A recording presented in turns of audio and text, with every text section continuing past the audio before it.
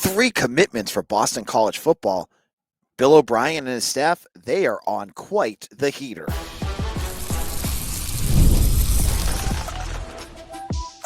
You are Locked On Boston College, your daily podcast on the Boston College Eagles. Part of the Locked On Podcast Network, your team every day.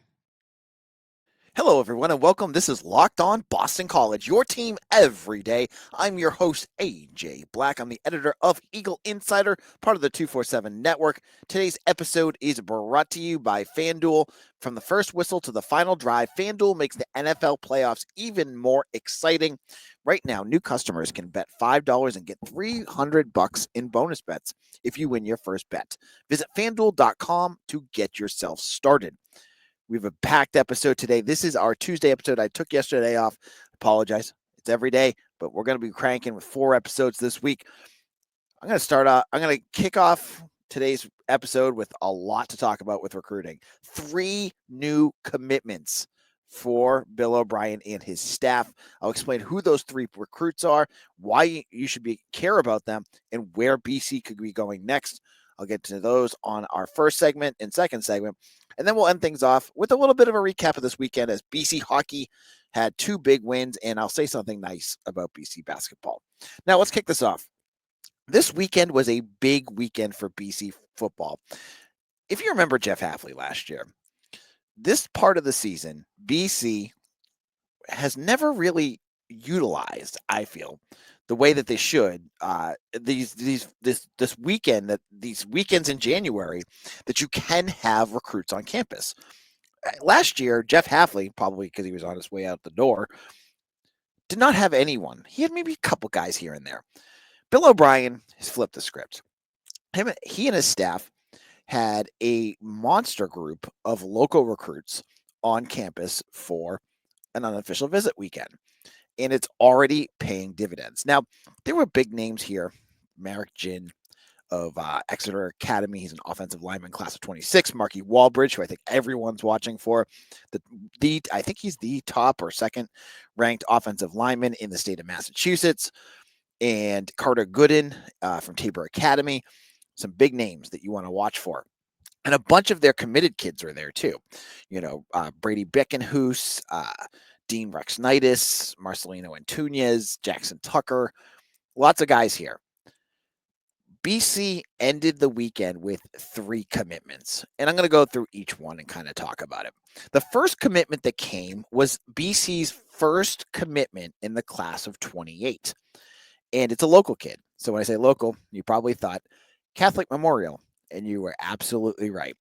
This recruit is Ramar Thomas. He's a class of 28, their first commitment in this class, and he's a quarterback/athlete. He's a freshman. Now, if you look up his huddle film, it says he's 6 feet tall. But if you guys remember when you were growing, he's already up to 6'2". So he's growing. Now, will he be a quarterback? Will he be an athlete? From what I've heard, it looks more likely that he'll be a athlete, but you don't want to close that door. I say that they don't want that because there's a 28 local recruit, Christopher Vargas from St. John's Prep, who is going to be an elite recruit, and BC really wants him. So maybe you don't want to push that you already have a quarterback. But Ramar Thomas has good size. He's good. Good speed. He played a little bit as a freshman. Obviously Catholic Memorial is the school that Boston College has the best pipeline with. And it's no surprise. Jonathan DiBiaso's dad is the coach there. Dibbs is the Massachusetts recruiter. Good connection there. BC has brought in, you name it. Marcelino Antunes, Jackson Tucker, Jaden Skeet, Max Tucker, Owen McGowan, Day Jones. I'm probably going to miss a few because there's so many kids from Catholic Memorial that end up at BC, which is great because Catholic Memorial just won a state title. Mackay Dodd, that's who I'm missing. Mackay Dodd, who helped them win it. He's coming next year. This is a good program. This is one of the best programs in Massachusetts, and you're just getting the best out of them. So, yeah, I know some folks out there are like, why would you be going for a class of 28 recruit? Well, if you trust yourself and you're identifying, you're scouting out that this kid's going to be something that you want. he's local. You're thinking that's going to be someone you want to get. It doesn't hurt. It's happened before. Jeff Halfley did it. He did it with Jaden Skeet and Max Tucker. Not Max Tucker, sorry. Jaden Skeet and Day Jones. And then at that point, it was about Boubacar Traore, who ended up at Notre Dame. But 2 out of those 3 recruited Catholic Memorial kids committed, I believe, as true freshmen or right after their freshman season and stayed on and are now part of Boston College. So, yes, things can happen. Things happen all the time in football. So if you're not into this and you're saying it's 3 years away, why do I care? I get it. I get your skepticism. I'm just saying maybe he sticks. Maybe he's a guy, obviously the DiBiase connection that could change too. Who knows? There's lots of things that can happen in 3 years. Will Bill O'Brien be the head coach? Hopefully he will, but things can change. So that was the first one. And he doesn't have a ranking, of course, but he's BC's first class of 2028 recruit. The second commitment came on Monday morning, and that was, and I broke it because I talked to Gerald, Gerald Green Jr., a defensive back from Moore Catholic in New York. Now, Gerald is a 6'1" track star. He does the 100, 200, long jump, and high jump, he was telling me. And, when you tell me track star and he's broken school records and things like that, gimme. Like, I love track stars in the defensive backfield. I love wrestlers in the front seven and offensive line. It's just something that, style of players that I'm looking for. Now, he was offered by, I believe he was offered by Syracuse as well. So he's a little under recruited, but it's New York. That happens. And so if he's good, you don't be surprised if Rutgers shows up, Pitt shows up, if Syracuse didn't offer, they're going to push. There'll be guys that'll go after him. And he was one that was on campus this weekend. This was his second trip. He was there as well for a football game. I believe he was the one that was at UNC and just loved the school. He just fell in love with the school, and that's what he wanted. So he's class of 26. Your first defensive back. Ray Brown has his first defensive back. Now, I don't expect a ton of defensive backs in this class because BC took like 9, I think it was, in the class of 25. It was huge. So you got a kid that is relatively local. I believe he's teammates with Rodane Smith, who is an edge rusher that they were looking at as well. So that's something to watch for. Rodane is from Canada and transferred down to Moore Catholic in New York. I think Moore Catholic's on Staten Island. He's someone that they like, and they both were on campus for that. So he could be someone to watch for. But Gerald Green, nice get. And you know what? When you're gonna the players you're getting early, I should have to say this. The players you're getting early, many of them will not have huge offer lists because it's local regional kids. Everyone BC got except for Corinne Berry are regional kids. They are not national yet. They're finishing their junior year. Some of these players, they haven't done a ton of camps. So BC got an opportunity to catch them, get them early, and then they're going to get them. So I get it. I get it if you're looking for offer lists and you're like, whoa, AJ, well, this kid doesn't have 14-team offer lists. Those players will be coming later. They're coming. And some of the guys that you have that didn't have huge offer lists are still getting offers. Corinne Berry, I can tell you, he was offered by Purdue last week. I know for a fact that he's probably has more offers that he's just not announcing. A lot of times when kids commit, they're not going to do it. Marcelino Antunes last week was just offered by Syracuse. And Mason Leak was offered by Syracuse. So it's starting to pop up. So you'll see some of that. So if you're just in love with offer lists, just caution yourself. It might take a little while for some of these kids to start getting them. And maybe because they're locked into BC, you're not going to hear about it. Sometimes they're not going to tell me or rivals or whatever. In our second segment, we're going to wrap it up with one recruit, the final third recruit that committed to BC. I'll explain who that is, and I'll explain what I'm expecting next. We'll get into all of that in just a moment.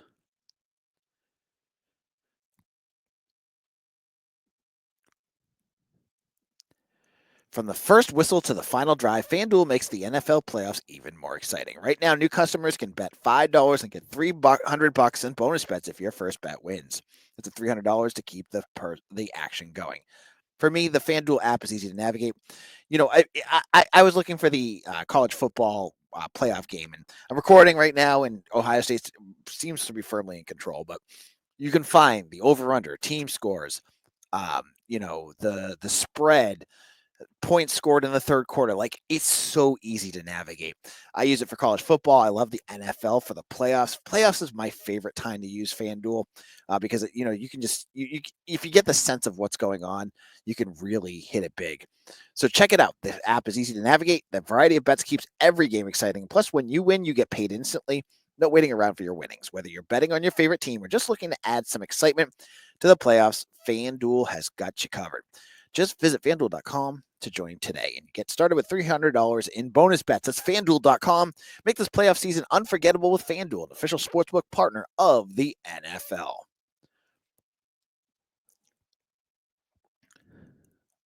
This is Locked On Boston College.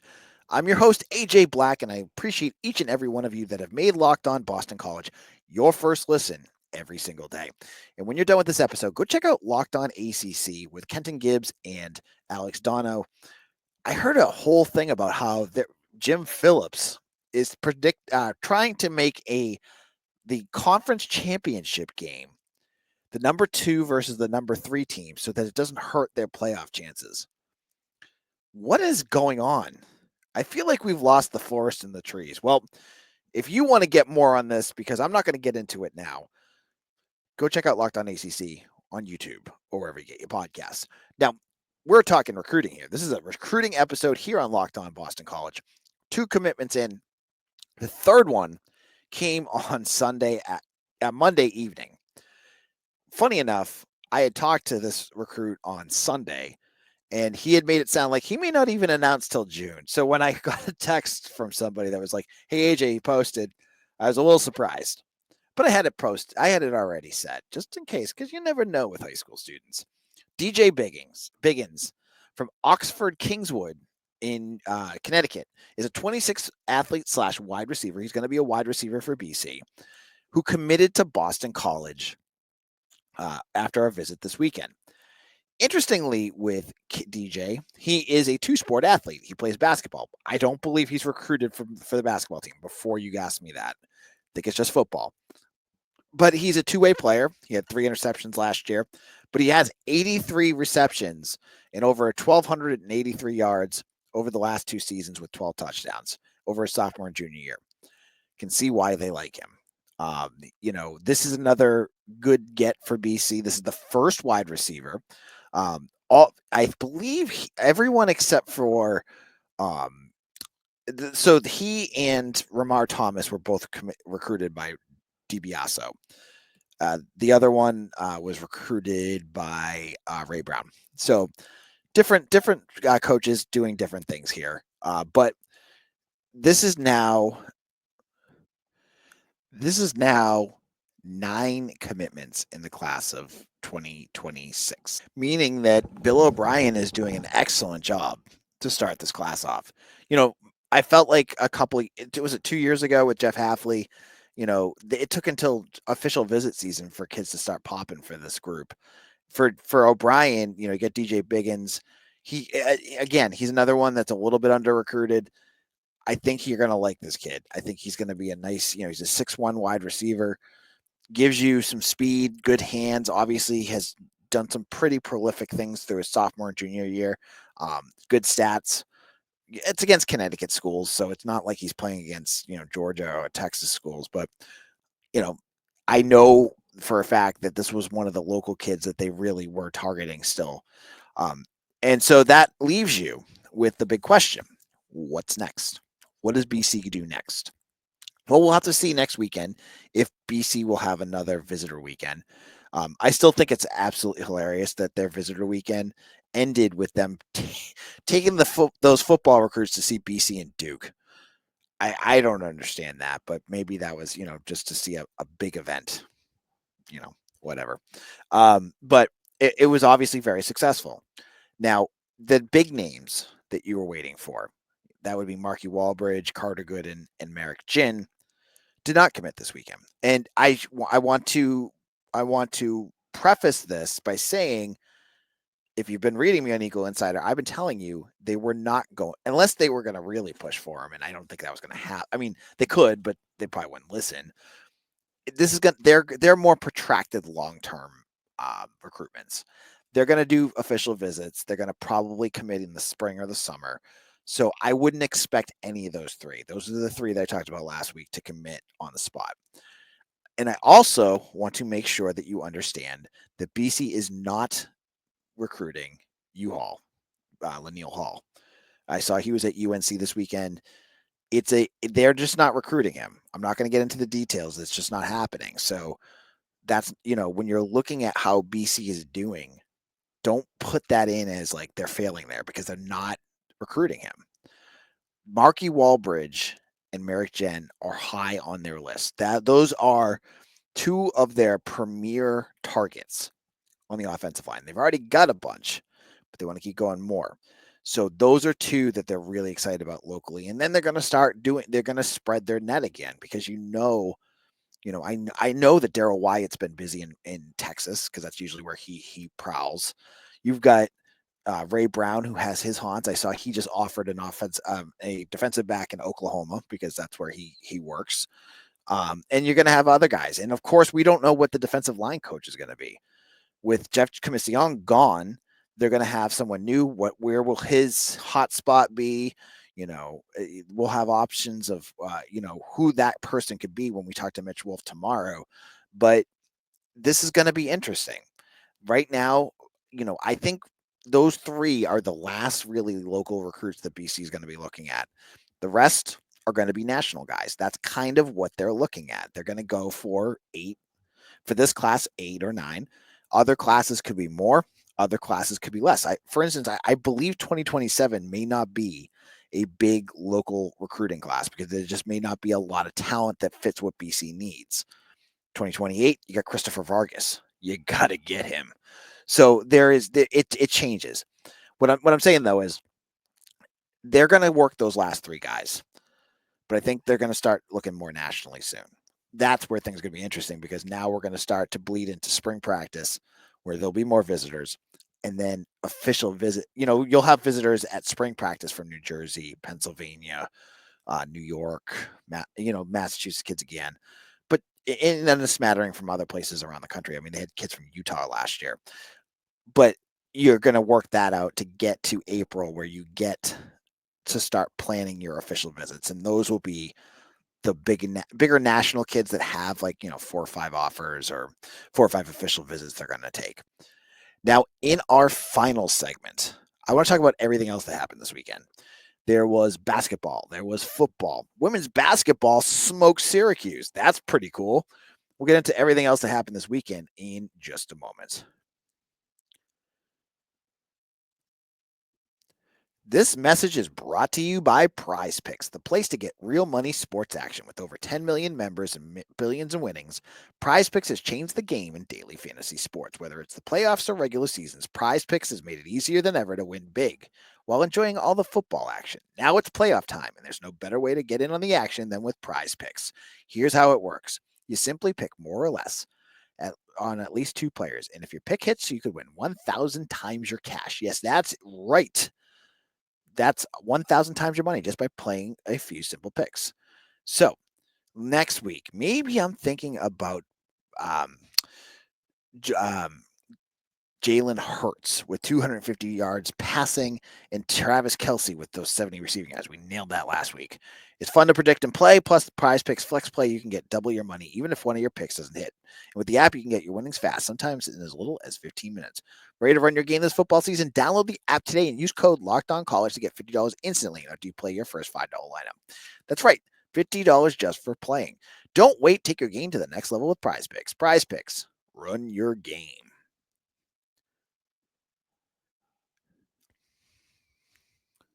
Wrapping things up here on Locked On Boston College. After you're done with this episode, go check out Locked On College Basketball. If you're into college basketball, and BC basketball is just making you sad. Maybe you're following another team. Check out Locked On College Basketball. Isaac Shad does a great job of getting into everything going on with college basketball. You can check it out on YouTube or wherever you get your podcasts. Now, this weekend was big.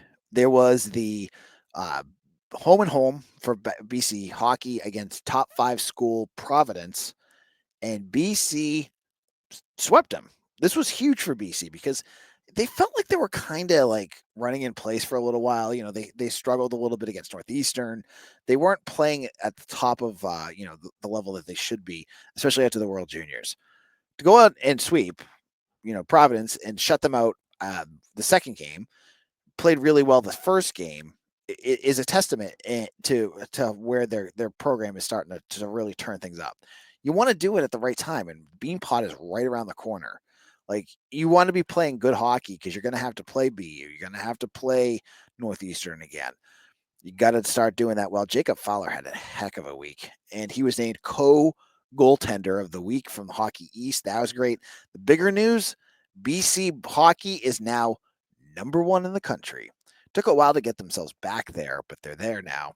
And so that was a nice little series there for BC, including the win against Harvard earlier the week, starting to get things going at the right time. Additionally, BC basketball played on Saturday night. And let's kick off my favorite segment of the week, which is let's say something nice about BC basketball. BC basketball went into a game against Duke where you knew that Conti Forum was going to be more than half wearing blue and white to support Cooper Flagg and all his family and friends from Maine. We're all going to come down and cheer for him. That was what we knew. And with BC playing the way that they were, the Duke game always sells well, but you knew that this was going to be a away game at home. And it was. But the good thing I'm telling you is BC kept it within 6 points at halftime. After being a 23.5-point underdog, they were able to keep it within two baskets at halftime. Even with Cooper Flagg making ridiculous dunks and all that stuff. Credit to BC for a half of basketball that they were sort of into it. So that's pretty neat, right? The second half was not so neat because they ended up losing by like 28 or 29 points. And yep, that was exactly what you expected. It wasn't anything different. Duke is, another planet compared to what Boston College is doing. And so it was another, just chalk it up as a bad loss. Now, BC goes on the road to play on Tuesday, against UVA. UVA is really bad this year. And if you're excited for this game, the one thing you get really excited for is to watch TJ Power, because that was the guy that we all wanted to get here, and he has done nothing for UVA. Like, his stat sheets every game are just really bad, which I can't judge given how bad BC is playing right now, but that's where it's at. So BC Duke gets their 12th straight win. BC loses again. They're near the bottom of the conference, and I think everyone's just watching to see what happens next. Like, is Earl Grant's job safe? He's under contract to 2029. I say this over and over again, and I keep repeating it because people keep saying it. If Blake James really wants to move on him, the length of the contract does not matter. It's the amount of buyout that they have. And will BC swallow it if they want to move on to him? Or is BC just viewing this as a off year because they lost all their players? Knowing Boston College, it's probably more option B because that's usually what they do. But Blake James has not been shy with how he views, his teams. And with Bill O'Brien starting to get some juice, Todd Interdonato and Greg Brown and Akeisha Walker-Weinstein all going. And even, Joanna McNamee beating Syracuse by, 41 points. They got a little juice there going too. So credit to them. And, basketball's basketball. We'll be back tomorrow with Mitch Wolf to talk about the defensive line coach. He's got a few names he's going to want to watch for. You're going to want to hear who he is thinking might be the next defensive line coach. And we'll talk about anything else that happens here on Locked On Boston College. Make sure to follow us on Twitter at AJBlack247 or at Locked On BC. Get us on any of your YouTube or social media apps to find everything about Boston College. Thank you all for listening, and we'll see you again for another episode of Locked On Boston College, your team every day.